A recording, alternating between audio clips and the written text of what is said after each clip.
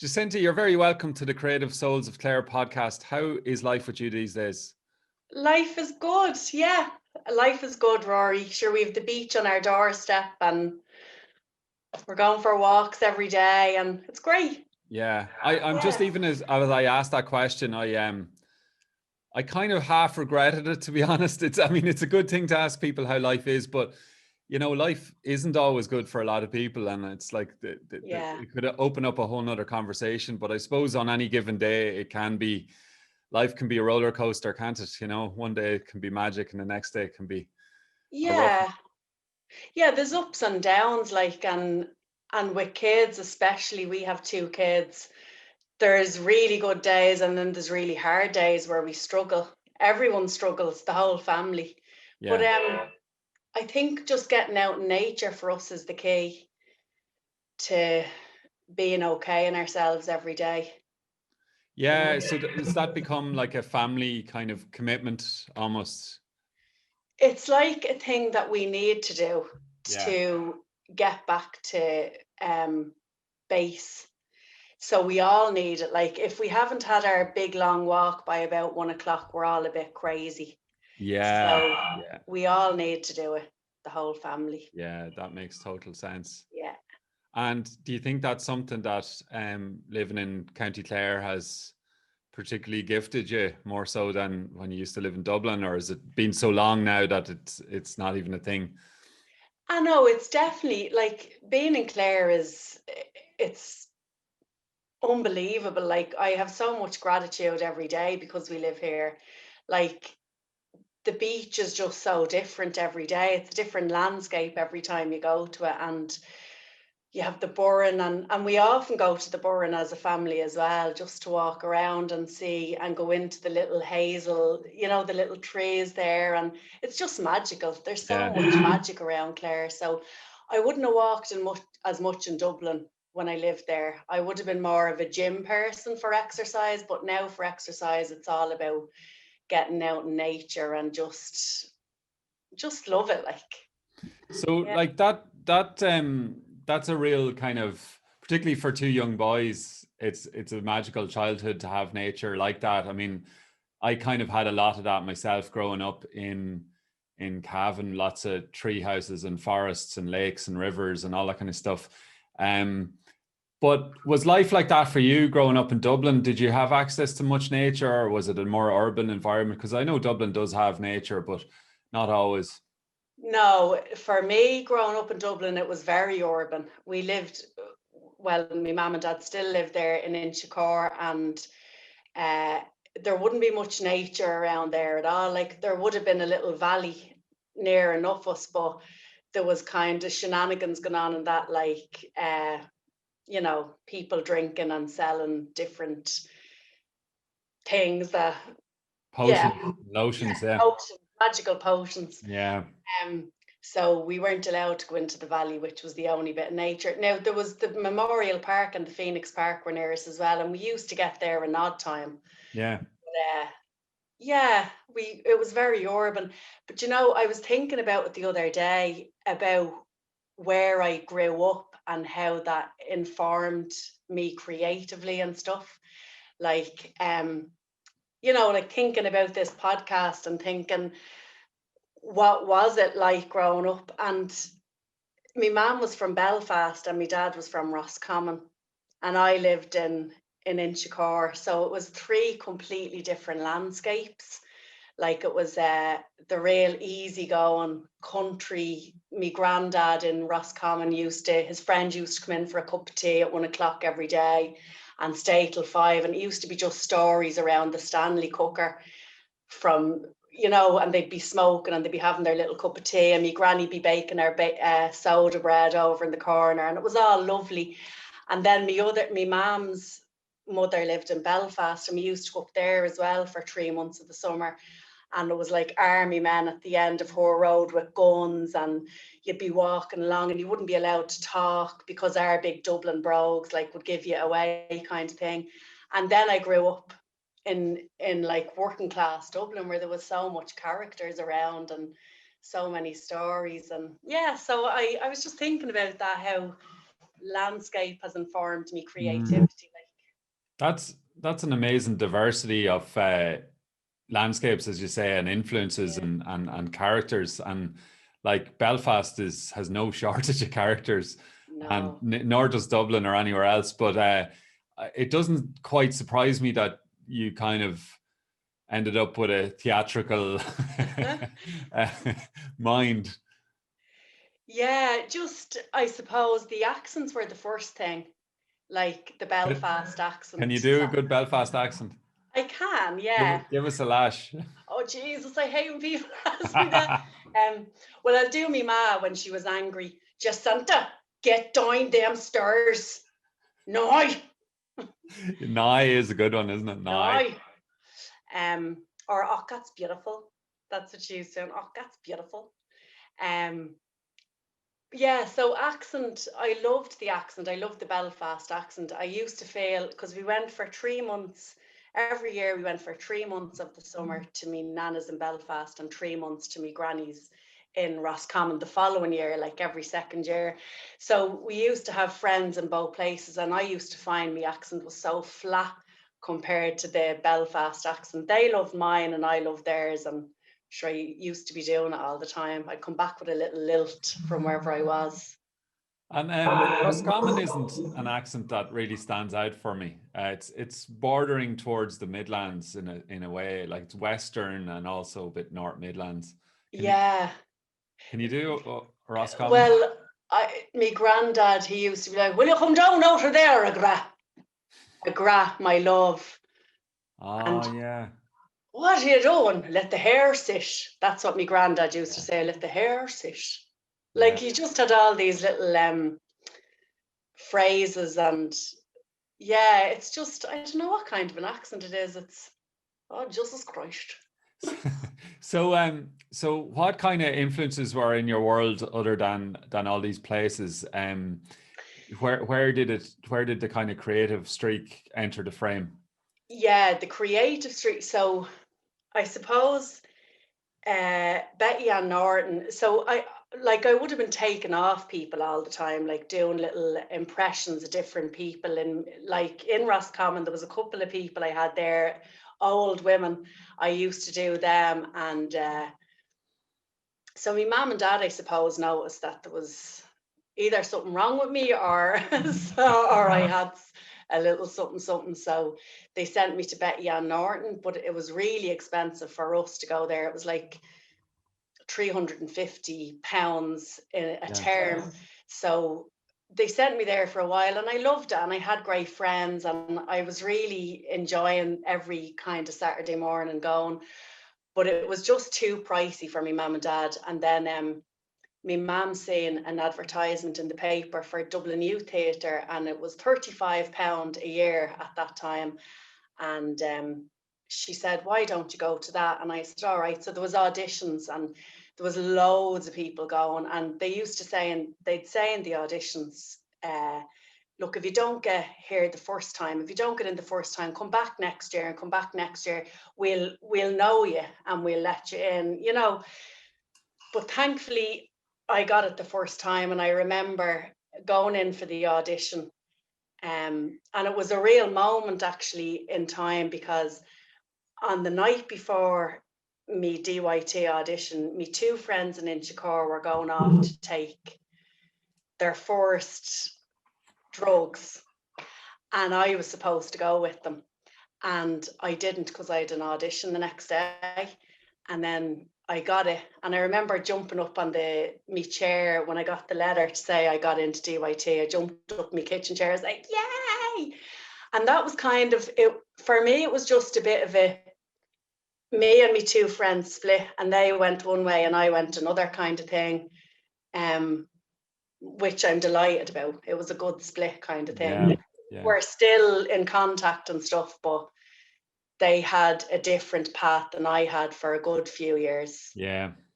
Yeah. There's so much in that story that tells 1,000 stories, isn't there? Yeah.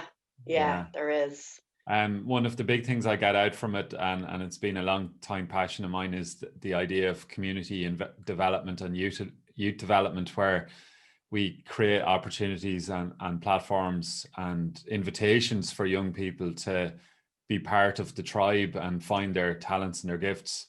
Yeah, big time. Like, and that's what it was. It was a community. I remember there was like a little kind of a placard saying DYT is not just a youth club, it's a way of life. And it did become a way of life for me. Like every Saturday morning, once I got in there, there was workshops.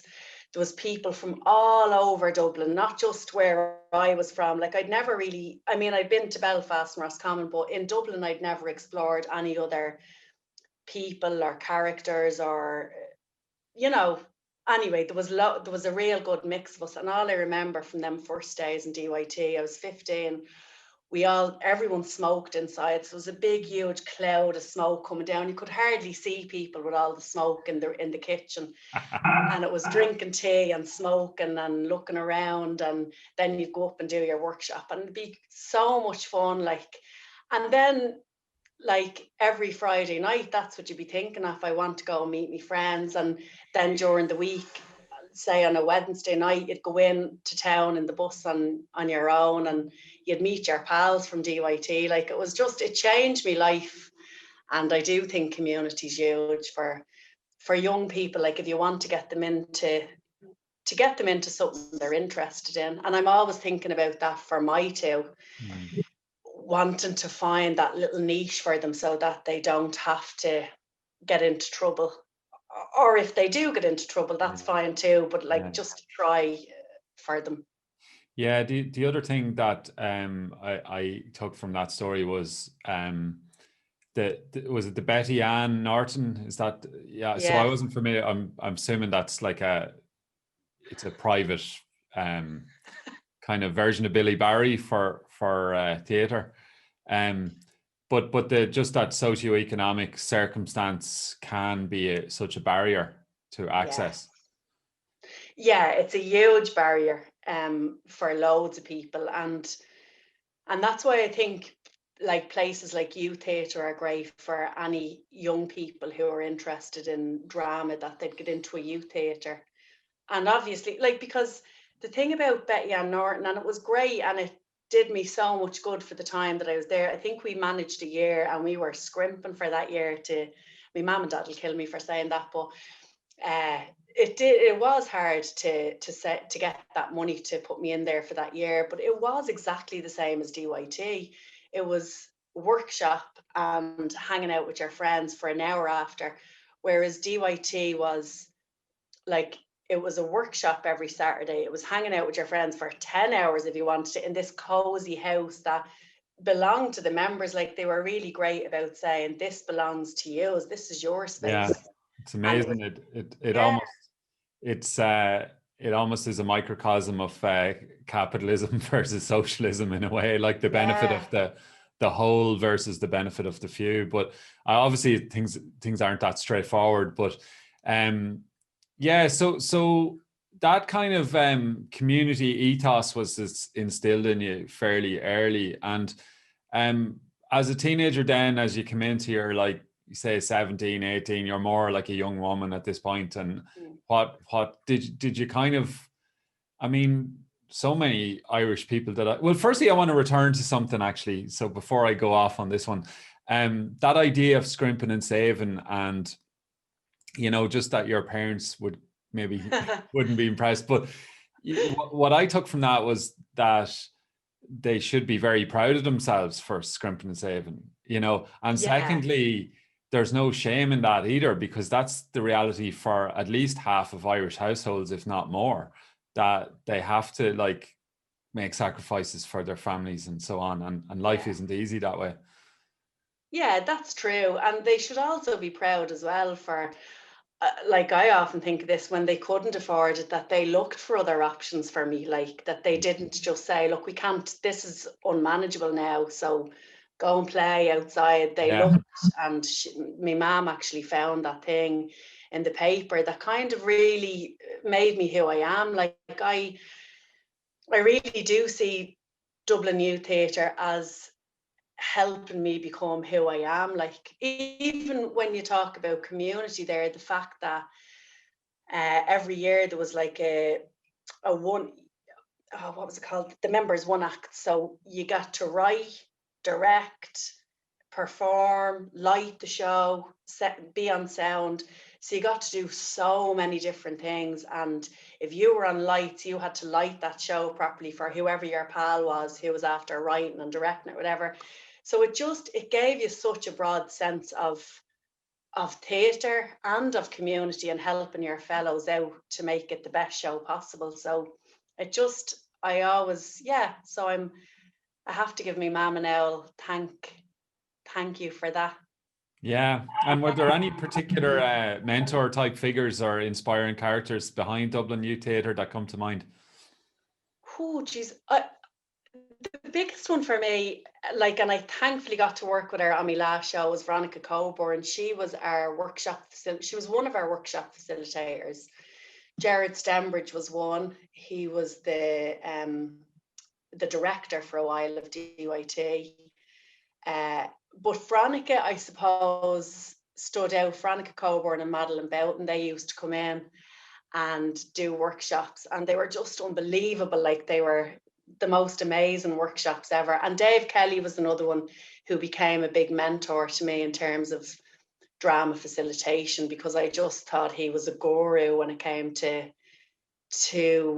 I suppose, bringing theatre to young people and bringing workshops to young people. He's just so seamless in what he did. But Veronica is a great director, and I got to work with her on my last show, Sweet About Me, and that was like, I just couldn't believe me luck every time we went into a rehearsal space. I was like, this is golden. So I suppose what many people don't understand, or at least I was late to understanding, is that theatre isn't necessarily always just about performance, it's or entertainment. It's about kind of transformation, and for the actor, they can be working through all sorts of psychological kinks and quirks and becoming, a whole person. Like, there's all sorts of kind of Jungian stuff at play as well, isn't there, with archetypes? Yeah, there's loads, and that's where we got to learn so much, was in that good few years in DYT, and then on doing me degree in theatre studies. Like, there was hours where you had to walk into a room and not perform. That was one thing that I'll always remember, that if they thought that you were doing one thing that was a performance thing, like you could have smiled at the audience, you'd be sent back out, and now you have to come back in, and you just have to walk into the room and sit on the chair. No performance, no smiling, no fancy walks, nothing. And that used to go on for hours until they thought that you were actually yourself. The whole audience had to believe, okay, that was Jacinta walking in just as herself. Even them kind of techniques are, like, you don't think about that when you're thinking about performance. You're thinking about all the stuff that performers put onto themselves to make them into characters. But actually, we worked a lot on stripping all that back to just be the truth. Yeah. The truth. Yeah. Heavy stuff. When I said that to someone recently, I was saying, I'm such a bad liar, like, for an actor. And they says, what are you talking about? Actors don't lie. They tell the truth. Whoa. I was like, yeah, I like it. There you have it. Mic drop. Oh yeah, boom. So where did you go to college, and what was the crack at college? The crack was great. The crack was 90. I went to college in the University of Ulster at Coleraine because I didn't get points for Trinity, and Coleraine took me, and I was heartbroken for the 3 years that I had to go there. I hated leaving home. I just always remembered the bus trips, the 4.5 hour bus trip up to Coleraine every Sunday, and just my poor old heart used to be shattered. You get to Monaghan and you'd have a crusty scone and a cup of tea, and you'd be like, oh God. It's funny, it's bringing back a memory for me, because I went to college in Scotland, so I I used to get the train or the bus to Stranraer, then a bus from Belfast to Monaghan as well, and so I know that I know that Oh. bus station well. But also Coleraine, I don't know it well, to be honest, but it's a fairly isolated spot, relatively, isn't it? Yeah, it's relatively isolated, and like I suppose I'd be a person who'd pick up energies. And for me now, I don't want to bloody judge the place, but for me, it wasn't the right energy. I didn't sit well in Coleraine, and it didn't sit well in me. Yeah. Now, that's not to say that the college wasn't brilliant. It was amazing. The course was great. I loved all the people on it, all the teachers. I loved what I learned, but the environment around me just wasn't. It didn't suit me, Yeah. and I'm like that with environments. And When I lived in London, I was the same. It just didn't sit well. yeah, yeah. With And what around what years were they? Oh, geez. I think it was 1999 to 2001. Yeah, I Okay, think so. so it was kind of peace process era, but there was still a lot of unresolved, as there still is, but it's Yeah. still in the air and very much kind of. And also, I think because growing up, like when we were in Belfast, I grew up with that kind of don't be saying that and don't be opening your mouth. Everyone will hear you're a whatever, like Yeah, with your yeah, yeah. Dublin accent. So I think somewhere that's at me as well. Just always be careful, be careful. This is not safe, kind of thing. But I did it. I'm a determined kind of person, so I wanted to get the 3 years done, and I done them, and I was happy, and I got so much from it. Like we did so many plays, and I got to direct and got to do a playwriting course, and it was great. And then I came home from the course, and I did 2 years, maybe 5 years of just drama facilitation. I used to go around to any type of group in Dublin. I was very busy actually at that time, working doing drama facilitation with, I suppose, youth groups or schools or whatever. I was always on the go, and I didn't have a car at the time, so I was just busting it from place to place to do freelance drama workshops. And then I decided to do a master's in drama therapy a couple of years after that. And what I was thinking, it's mad because all I wanted to do all my life was act, go on stage and be an actor. But there was a fear there of not making it, and I suppose washing dishes to pay bills. So I suppose my logical mind stepped in and said, you need to have a backup plan here. So my backup plan was to be a drama therapist, I suppose, so that if it all went belly up, I'd have that to kind of lean on to make money that'd be still in the realms of drama and theatre. And I've always been interested in helping people as well. So kind of fit into all of them little Yeah. bits. And Yeah. do you think that's important for artists in general to have that kind of, I mean, it's very noble to go for gold and to just go out on such a limb that you've no other option. And it's often advised that you just drop everything, go for gold. But it can be quite a dangerous thing, which in one way is its strength.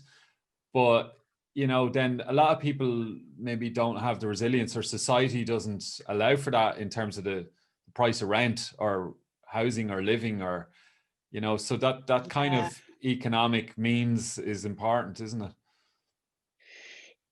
Well, I mean, I thought so, but I often felt envious or jealous of people who say were in DYT at the same time as me, and they just went for it. They were like, had no fear going for it. And when I got to a certain, I suppose, age, it was like, Jesus, I could be way more established if I just had kept at it and not gone for, fear, money kind of thing all the time. But recently, I've looked back and gone, do you know what? I suppose I have an arsenal of stuff at my disposal. I have tools now to fall back on. It's great not to be dependent on one thing to get you by. And especially just because, especially with kids now as well, and the way acting is, it's just so, like, it's amazing when you get it, but it's so you get it and then you don't get it for a long period of time and then you get it again. And that's psychologically, I think that's hard. For me, it is anyway. Yeah. Yeah. So you mentioned London. How did you end up in London, and what were you doing in London? So the reason I ended up in London was because I had established myself as a drama facilitator and a drama therapist, and I was getting loads of gigs and loads of money, and people were ringing all the time, but I really hadn't. I actually couldn't call myself an actor genuinely, and I was like, I said to myself one day, I don't want to be 40. Like, all I wanted to do all my life was act. I don't want to be 40 and look back and go, oh, all you were was this or that. Why don't you give it a shot? But I knew if I stayed in Dublin, to where everyone knew that I was a drama facilitator, I knew that if I stayed there, I just always get calls and I'd always just go for the financial means and I'd never change.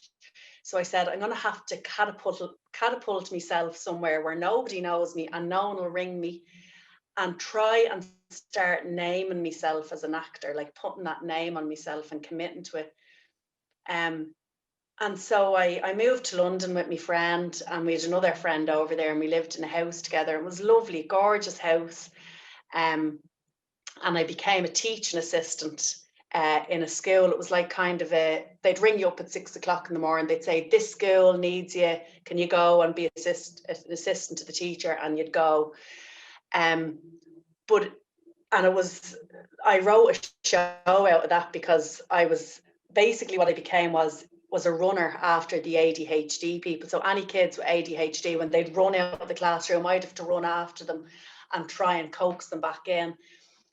So that's the show. When I moved back to Dublin, that's what my show was, about ADHD, because of that experience. But I also started to name myself, and I started to become braver. When people would say, what do you do? I'd say, I'm an actor, because they didn't know any otherwise. And then I started to believe that. And when I started to believe it and it started to become part of me body, I was able to move back. But it's not that I was able to move back, sorry. What happened to me in London was I became a little bit depressed. Not like in a huge way, but I just, people running up and down escalators like ants. It was kind of, I don't know, it was hard. It was a hard place to be for me. It became a lonely place. Even though I had two really good friends there, I felt a little bit lonely, and it was just the velocity and the speed of people just didn't match who I was. So I went to a doctor one day and I explained to him how I was feeling, and he said, well, I can give you antidepressants. And I said, oh Jesus. I said, well, I don't know, like, what will they do? And he goes, well, they won't make you happy. You won't feel happy and you won't feel sad. You'll just be in the middle all the time. And I said, oh God, I'm an actor. That I was able to say that at this point. I'm an actor. I have to be able to access the happiness and the sadness. And then he said, or you could just move home. And I was like, Jesus, yeah, I can just move home. And I was afraid to move home because I'd said to everyone that I was going over to London and I was going to get acting work, and I hadn't. In 2 years, I hadn't got any acting work. I'd one bit of acting work I got. And so I was afraid to come home with my tail between my legs and go, actually, and then I thought to myself, no one cares. Like, actually, no one cares how much you got or how much you didn't get. No one's watching. Just make yourself happy. And I came back to Dublin, and even that still felt a bit speedy. And then I came to Clare, and everything was just like, okay. And that's when things actually started to happen then for me, because I was open. I was able to open up and just, let things happen, I suppose. I was happy. Yeah. That idea of being that you mentioned around Coleraine, of being kind of sensitive to energy or so on, I'd imagine that was an element in London as well, that it's so much energy coming at you, like in a huge city of many millions of people, and then to a lesser extent in Dublin. So, you know, I wonder myself about that. Just living in a quieter place with less stimulation allows you to kind of tune into yourself a bit more. Yeah, I think for me, I think that's the key. I'm so sensitive to energies that I need to be in the right place. And it's always been like that for me. Even sometimes, even when I walk into a room and the energy isn't good and I immediately pick it up, it's hard to stay in that room. Like sometimes I have to shift out of there. Yeah, I think I just become bombarded in London. And it was great just to come back here and feel all the rhythms, just come back to base, and yeah, and to have the sea as well for me. And I just want to say about antidepressants, I don't, you know, I'm not making a comment on them at all for anyone else, just for me, you know, just to put that out there. Yeah, yeah, yeah. No, that makes sense totally. So when you say things started to happen, when you moved to Clare, like what things started to happen? Um, I suppose, okay, so I I had Adam, I had my son 6 years ago, my first little son, and I started to feel a confidence that I'd never felt before when I became a mother.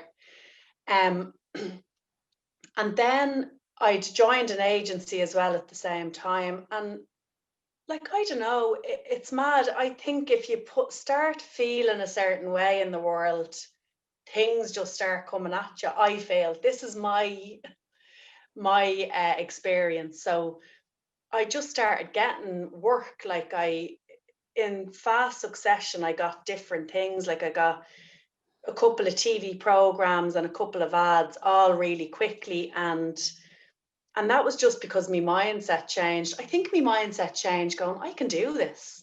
I'm actually able to do this. And then once I put that thought out there, things started coming. Um, and then I'd really wanted to write a show. So the other thing about London was that I discovered that I had an eating disorder. Before that, I didn't know what I had, but London had firmly shown me that I had an eating disorder, and that's where I first got help, in London. So when I came home and when I had Adam, and I was in recovery at this stage, a good while at this point, I decided to write a show because I wanted to help young women who were experiencing what I'd experienced. I didn't want them to feel on their own or isolated the way I'd felt. So I wanted to, I suppose, because the only way I've learned how to communicate over the years is through theatre or stories. So I decided to write a story or a theatre, a one-woman show it became, called Sweet About Me. And I had more confidence in acting than writing at the time, even though I'd written a show with my friend Georgina for the Fringe Festival years before that, called Waiting for IKEA. I'd written that show and the two of us had been in it, and we toured for 5 years with that show, and it was a great success. And then we done another show, I'm Not ADHD, I'm BOLD, and that was a great success. And then Georgina moved off to LA, and it was the first time I would have to write on my own. And I was like, shit, I don't know if I'm any good at writing. She was probably the one who was the writer, and I was just hanging along. But then when I did start writing Sweet About Me, I suppose I discovered that I was okay, like I was all right. And I was working with a great director, Veronica, as I mentioned. She came on board with me, and yeah, and then that just kind of took off in a sense. Like we had great success with it. And after I'd done the couple of theatre bits with it in Dublin, I brought it back to Clare and I performed it for who I'd originally intended to perform it for, which was transition year students. So we done all around Clare, and we did a few spots in Limerick. And it was great, and we got great feedback, and I felt good about it. I felt good about the feedback that we were getting, especially from young people. They used to send messages just, to say how it was for them and stuff. So that was kind of good. Yeah. And what about the difference between theatre and TV? What was it like working on the TV shows? The difference between them for me was that there's such a big rehearsal process with theatre, and you're getting to really explore the characters, and then you have a live audience there and they're either laughing at you or they're crying with you, kind of thing. So the energy thing, again, it's like their energy becomes part of you. And so with TV then, there was no energy and there was very little rehearsal. I worked on Fair City first and then Red Rock, and like a tiny bit of rehearsal, but very little. And so you're going in kind of a little bit cold, but you have your other actors there and they're great. And that's where the buzz comes from, working with the other actors. But I remember my first day on Fair City, I was working with Carol Shields and Aisling O'Neill, Carol off Fair City, who's, I suppose she's like an icon at this stage. And they were my first scene, and I was like, oh God, shit. But Carol Shields, and he passed away 2 years ago. He was lovely, and he was just so lovely to me on that set. Like, I'd gone through about 6 scenes before I got to my first entry onto Fair City, if you know what I mean. It was 6 scenes down. It wasn't shot kind of the way it, like in line. So the 6th scene was my entry. And when I done that scene, he shook my hand and he was like, welcome to Fair City, kids. And I was just like, oh, he was just lovely.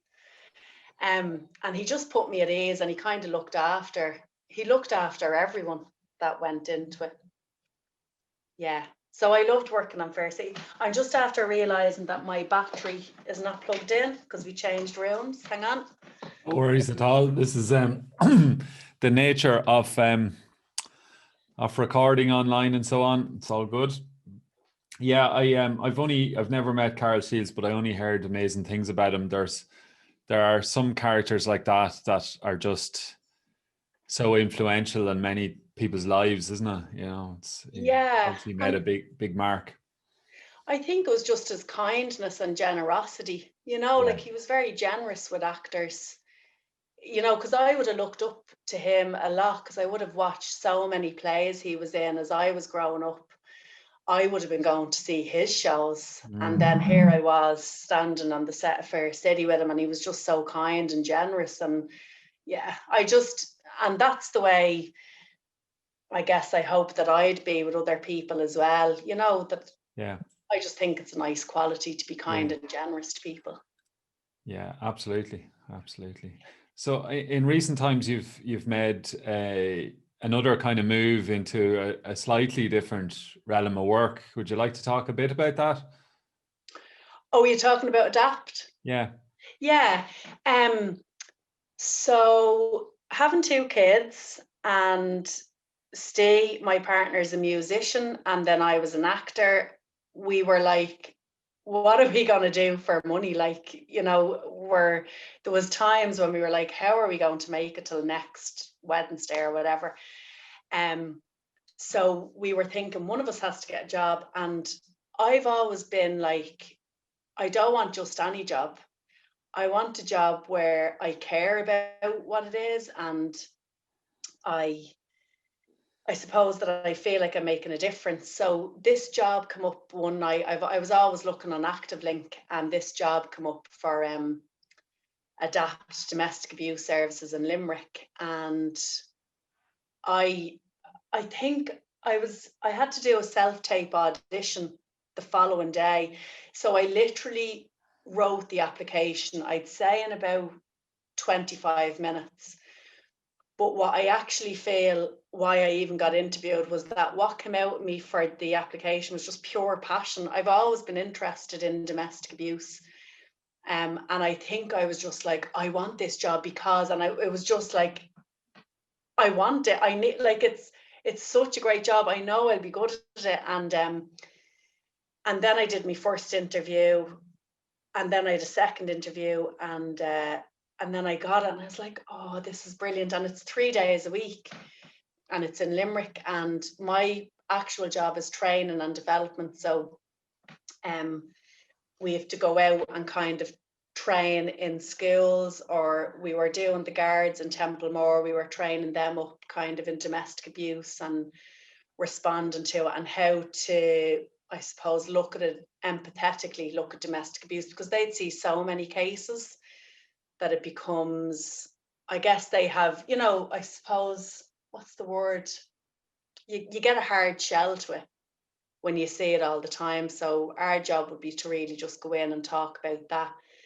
And then we do healthy relationships in school. So bringing back the drama facilitation, I'd be going in doing facilitation, but the thought behind it is domestic abuse, and helping young people see how relationships can be unhealthy and controlling from the start. So that's good, the little education piece. And then public awareness, and trying to make little videos to bring public awareness, which I've loved doing, because we've created animations, and we done work with the Abbey Theatre and the Dear Ireland project to try, and so we created a story and a letter for that, and worked with women who'd been through domestic abuse. So that's like, it fits, that job fits me, and I fit in there, and everything kind of, it's like a little jigsaw piece, and I love it. And I work with a girl called Clare, and I love her. The two of us buzz off each other, and we're always coming up with ideas, and she's very creative. So yeah, we're loving our little post. But I've also started to do little bits of TV work as well, like little short films and stuff, which, working 3 days a week, I'm able to do little bits on the side then of the acting, because I don't think I could ever let that go, you know. Yeah. Have you any particular dream projects or something that you'd love to like really get your teeth into down the road? I'm working on a short film with my friend at the minute, and it is a bit of a dream project. The two of us are going to play guards, and it's a comedy, vanguarded, the two of us, and she's written it. It's called Deflated, and she writes for Fair City, actually. She's one of the writers, but she's written a brilliant little script, and that'll be a dream to get started on, because I just think we'll have the crack doing it. And then myself and my friend Georgina, who wrote Waiting for IKEA and I'm Not ADHD, we're writing together again. She's back from LA, so we're going to be doing something good down the road, and it'd be nice to just be working with her again. And you know, it's nice to work with people and collaborate. Yeah. I don't think you've mentioned so far that you're also a really good singer. I'm all right. I'm all right. I'm all right. So can you tell me where music fits in your life, and your where song, and you know, you? Yeah, do you know what? I was thinking about this the other day. My mum and dad, again, I have to give them credit. They were the ones who were like, geez, you can actually sing. Now, my sister's a brilliant singer as well, but they said, geez, you can actually sing. And my dad says, would you go down to Roscommon and do the Josie McDermott competition? And I was like, oh, I don't know. And then I think it was around 14 or 15, and they said, and my dad was like, please.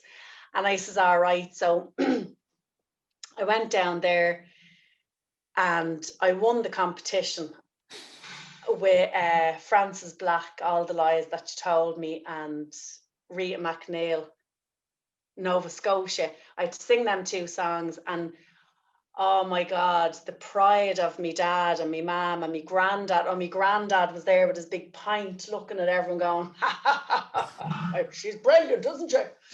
And then the following year, I was telling Steve last night, the following year I actually can't remember what age I was the first year, but the following year I must have hit puberty, because I was a moody little so-and-so. And my mum and dad wanted me to go back down and win again. And I was sitting in the car going, no, I don't want to. And they were like, we were, the pub was across the road. My dad says, will you go in and sing the song? And I says, I don't want to. I was real moody, I remember. And he says, will you go over and sing the song? I says, all right. So I ran over and I sang the song, but I didn't win that year. But it was because I just remembered the hormones and the moodiness of me. Yeah. And yeah, but like from then on, I suppose I've always sang, like I just love singing. And then myself and Steve, the two of us love doing harmonies together, the two of us, like, and he's a good songwriter and he writes nice little songs for the two of us to do, like, so that's nice that we can do that together. Yeah. We were doing, for a good while, we were singing up in this doing Varna every Saturday night. It was a gig we were getting paid for. It was Kieran O'Halloran, who runs our restaurant in Doolin. He brought us in. So every year on a Saturday night for 5 years, we were going in and getting paid to sing. But it was amazing because we were getting away from the kids every Saturday. So it was like getting to sing, getting paid, getting away from the kids. It was deadly. Well, no doubt there's many more adventures to come. So you're still a young one. Thanks. Well, listen, Jacinta, it's been an absolute pleasure. Thanks for the chat and the stories and the crack. I've really enjoyed it, and wish you well with all the next adventures, whatever they may be. Thanks, Rory. Thanks again. See you later.